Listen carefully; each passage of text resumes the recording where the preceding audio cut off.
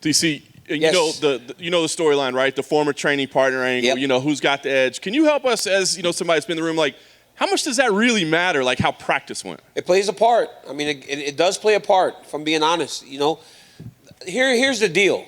Generally, the challenger or the guy that isn't holding the belt doesn't call for it unless he saw something that makes him believe that he has a shot, right? So when I say something like someone knows who won those goes, one of those guys know. And I think Usman separating himself from the training camp, distancing himself from those sessions, allowed for him to refresh his mind and forget about what happened if Gilbert got the best of him, or allows him to refresh and say, you know what, I was getting the best of Gilbert before.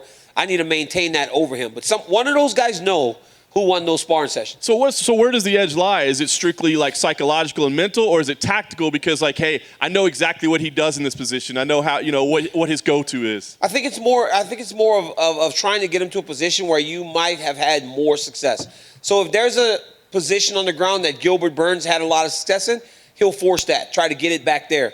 If Usman did a great job of taking him down with certain takedowns, he will attack that takedown first. Those are where the advantages will lie come Saturday night when they fight. Where and how good are you at getting to that position that will remind the guy, oh, I struggled with this before, to try to play a mental part on him.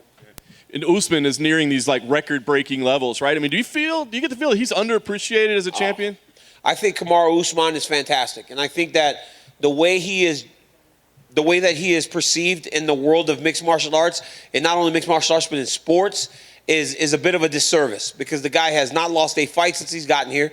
He is a dominant champion, a guy that has shown on so many occasions that he can go and fight with anybody. I think that the fight with Colby Covington showed a different level of who Kamaru Usman is too, because that was difficult. He couldn't take him down. He fought where he was uncomfortable for 23 minutes and finished a very tough Colby Covington. Kamaru Usman is underappreciated, if that's even a thing, when you've won and defended the belt in the fashion that he has to this point. Yeah. As dominant as he has been, I am curious, so this is why I'm so intrigued by this fight. Is Burns like the perfect stylistic matchup to potentially beat him? And that's why I think this is so amazing to everyone. Anyone in the know, anyone that has any knowledge of fighting understands that this is the toughest fight for Kamaru Usman. Not only because of the shared time in the gym, but also because of the way Gilbert Burns fights. I mean, the guy's fast. He has unbelievable knockout power, second to none jiu-jitsu, and just a confidence about him right now. It's going to be very difficult for anyone to figure out.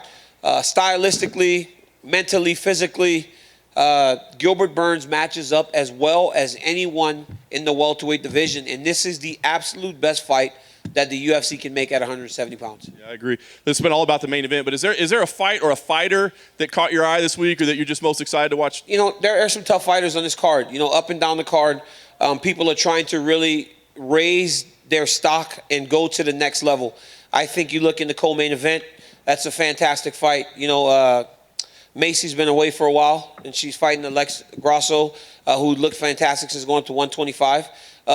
Then honestly, I think that Miranda Maverick is, after her debut performance out on Fight Island, has a very tough fight in front of her with Jillian, and it's going to test and show whether or not this young lady is ready to go to the next level. And it's up and down the card. I hear they're yelling in the back their names. Like, I can't list everybody. I don't even know. But a lot of great fighters, a lot of great fights, and I'm excited. I'm excited to be a part of it. Nice. Last thing for me, have you yet, or are you planning on pulling Dana aside and telling him to leave your boy Habib alone, let the man retire and enjoy himself? You know what, man? I think you continue to, as a promoter, you have to do that, right? We have to understand that as a promoter, you have to get one of the biggest stars in your organization to try to fight, right? So if there is an inkling of a chance, you continue to press down that path. And that's what Dana's doing. One thing I do know, though, if Habib has his mind set on something, it ain't going to change.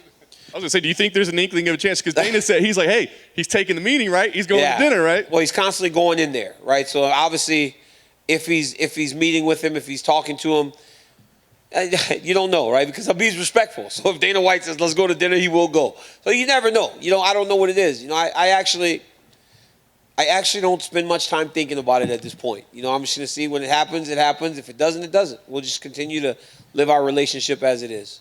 Daniel, over here to you. If we've seen it with John Jones and Rashad, now we're seeing it with Gilbert and Usman. Is it almost impossible for the champion not to feel a little bit disrespected from a teammate coming to get the belt? Absolutely. I mean, I think anybody that would be a champ and has one of his former teammates saying, I want what you got, is very disrespectful. And it does motivate you to a degree.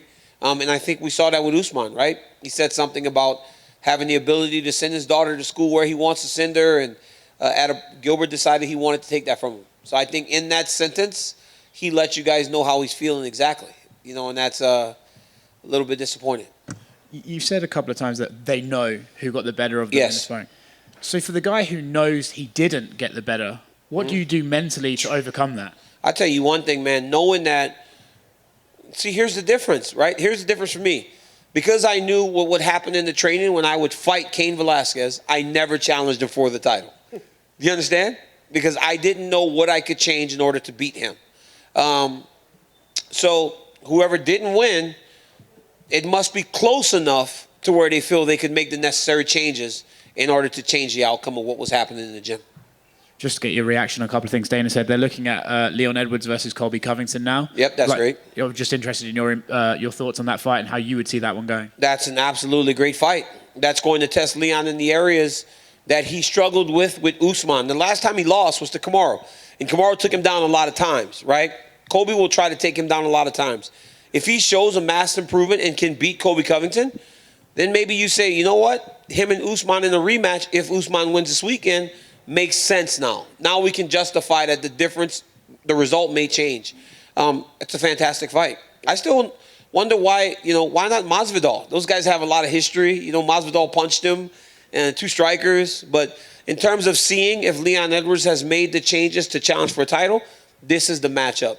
From a fan's perspective, probably the matchup with the chicken reference. What do you do with Masvidal now? I don't know. I think, certain guys, like, they get to a certain point in their careers where they kind of pick and choose. Sometimes you end up as the odd man out. So right now, what happens? I mean, Nate Diaz wants to fight again. Maybe you go back down that path. There are options for Jorge Masvidal.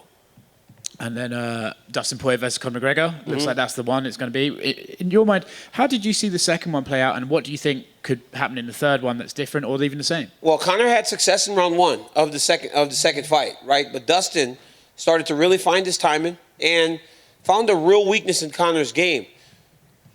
4 months, 5 months, I don't know when they're going to fight again, but that is a lot of improvement you need to make in a certain area in terms of McGregor in order to counter those kicks. That's a quick time and a quick turnaround to try to change it. So dude's got some work to do, but he's got a great camp behind him. And but, man, Dustin Poirier is a dog. He said it. He said, I don't love doing this no more, but I'm an absolute dog.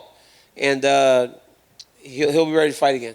Last one for me. John asked if you're going to ask Dana to leave Khabib alone. Are you going to ask him to leave Ariel alone? Oh, no, that's not my business. I tell those guys all the time, that's between you. Listen, Ariel's my guy, right? We don't all have to have the same friends. But he's my guy, and I enjoy doing my show with him and everything. So they've never asked you to play Peacemaker, DC? Ever? Who? Between those guys? No. I told them I don't want to deal with that. I don't deal with any of that. Listen, man, those guys had a great relationship in the past, so something must have happened to change it, but that's on them. All I can take care of is my relationship with the guy. I listen to you every Monday. What's more annoying, the promo code never being DC or the fact that he has a new holiday every week? Well, the holiday thing the holiday bit's pretty funny. I like it. Now, granted, listen to this. The holiday bit has now become a thing because on SportsCenter now they're doing holidays. I'm like, you guys stole our deal? Like, so they're stealing our deal on SportsCenter. So it's fun. It's a fun show. I enjoy it. I enjoy being able to do all the stuff that I love so much. So it's good. Real quick, what's more likely to happen? Ariel talks to Khabib again or Ariel talks to Dana again? I think when you look back on Dana and Ariel's relationship, that would probably be the one that would come together because they had a good relationship in the past. But again, I can't really speak to those guys' relationship. That's on them. I can only maintain my relationship with the boss and then my relationship with Ariel and opposed from each other. And those, for me, are good. Thank you. No problem. over here, other side. One more. Okay, one more. Okay. Yeah, last one. What's going through your head when you see 43-year-old Tom Brady win his 7th ring? Absolutely nothing. How much I'm enjoying retirement.